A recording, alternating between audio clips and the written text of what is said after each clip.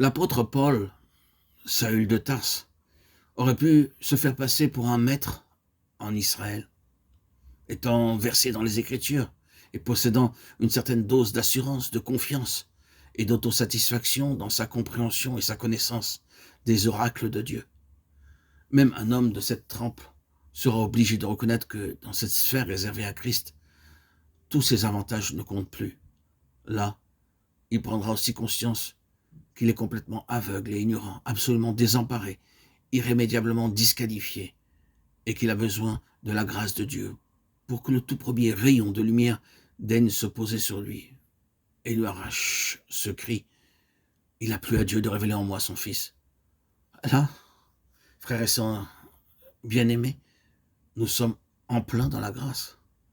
Je me garderai bien de faire des comparaisons entre les apôtres, et que Dieu me préserve de conférer à un apôtre une appréciation inférieure à celle du Seigneur.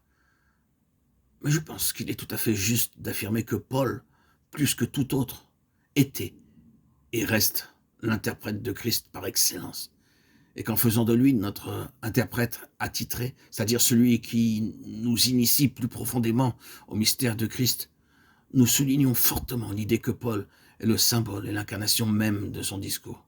Après tout, ce n'est pas tant son discours, mais plutôt le personnage qui nous révèle Christ d'une manière plus intense et plus approfondie. À ce propos, la vision sans cesse grandissante que Paul avait de Christ s'est fortement imposée à mon cœur ces derniers temps. Il ne fait aucun doute que cette image de Christ se développait constamment en lui.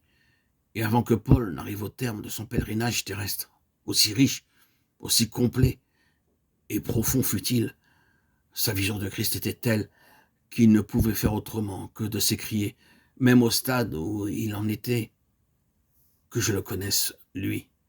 Philippiens 3. Certes, au tout début de son expérience, il avait plu à Dieu de lui révéler son Fils. Mais Paul terminera sa course comme si sa connaissance de Christ eût été nulle. Il avait finalement découvert que son Christ était incommensurable, qu'il dépassait tout ce qu'il pouvait penser ou imaginer. Et c'est par un cri qu'il sera catapulté dans l'éternité, que je le connaisse lui. Je crois, sans vouloir faire ici de sentiment, que notre félicité éternelle, autrement dit la nature même de notre éternité, consistera à explorer la personne de Christ.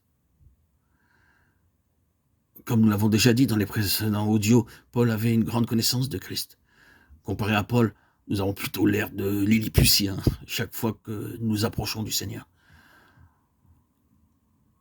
La conception de Paul ne manquait pas d'ampleur, mais cela n'empêchera pas en fin de parcours de présenter à nouveau cette requête, que je le connaisse, lui. Je ne crois pas, frères et sœurs en Christ bien-aimés, que nous connaîtrons Christ en plénitude dès que nous serons dans sa présence. À mon sens, nous allons sans cesse découvrir et redécouvrir, sonder la personne de Christ en étant gouvernés par la perspective des âges à venir. Mais c'était cette conception d'un Christ sans limite qui était le moteur de l'apôtre Paul et qui vivifiait constamment son ministère.